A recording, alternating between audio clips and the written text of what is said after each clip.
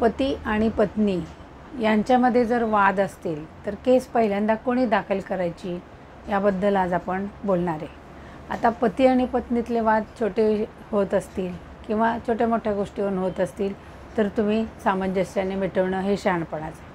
परंतु कधीकधी पतीतले आणि पत्नीतले वाद जरा वाढून जातात.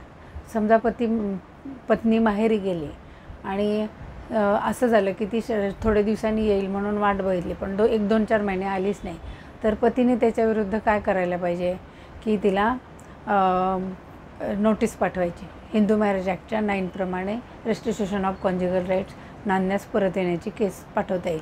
आता पहिली नोटीस पाठवली तरी आली नाही तर अशा 3 नोटीस तुम्ही पाठवू शकता.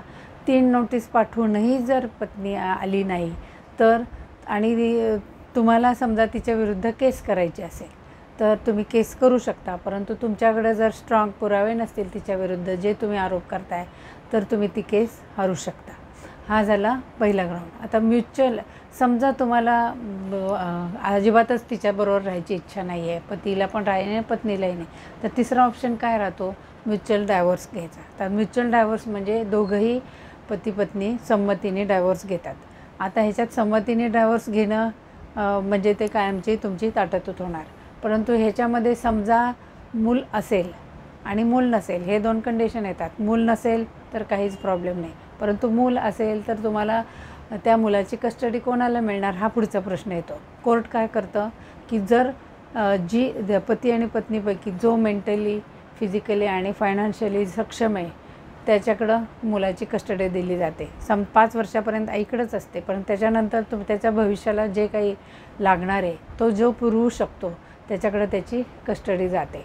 आता समजा पतीने पत्नीच्या विरुद्ध केस केली तर पत्नी त्याला रिप्लाय म्हणून काय काय करू शकते, तर तुम्हाला अननॅचरल सेक्स, नंतर क्रुएल्टी, हॅरेसमेंट आणि ॲडल्ट्री आणि डोमेस्टिक व्हायलन्स अशा प्रकारच्या केसेस ती करू शकते. परंतु अशा जर क्रिमिनल केसेस केल्या तर तुम्ही परत एकत्र येण्याचे चान्सेस आहेत का, तर नाही, कारण ते मानसिकदृष्ट्या तुम्हाला त्रास होणार आणि तुम्ही परत त्याच्याकडं राहायला जाणू शकणार नाही. म्हणजे हे अशा प्रकारच्या केस करणं म्हणजे ही काही शहाणपणाचं नाही. परंतु आता पत्नीने समजा पत्नीच्या साईडने जर पत्नीने केस केली आणि पत्नीने जे जे आरोप लावलेत आणि समजा पती हा इनोसंट आहे, त्यांनी काहीच केलेलं नाही आहे वाईट, तर तिने केस टाकली तर ह्याला फक्त हे करायचं आहे, कोर्टात नाही म्हणायचं आहे रिटर्न स्टेटमेंटमध्ये. तर तुम्ही पत्नीने जरी केस टाकली तरी तुम्हाला फक्त तिच्यावर जबाबदारी राहील, जे तिने आरोप केले ते सिद्ध करायची जबाबदारी तिच्यावर राहील. म्हणून पहिल्यांदा जो केस टाकतो त्याला तो जो आरोप करतो त्याच्यावर बर्डन ऑफ प्रूफ त्याच्यावर राहतं. म्हणून पहिल्यांदा केस कोणी करायची, ज्याच्याकडे सबळ पुरावा आहे आणि तरच तो ती केस जिंकू शकतो. म्हणून पहिल्यांदा केस करताना जो व्यक्ती पहिला केस करेल, जो आरोप करेल त्याला ते सिद्ध करावे लागतील. पुढच्या पार्टीवर त्याची सिद्ध करण्याची जबाबदारी म्हणजेच बर्डन ऑफ प्रूफ येत नाही.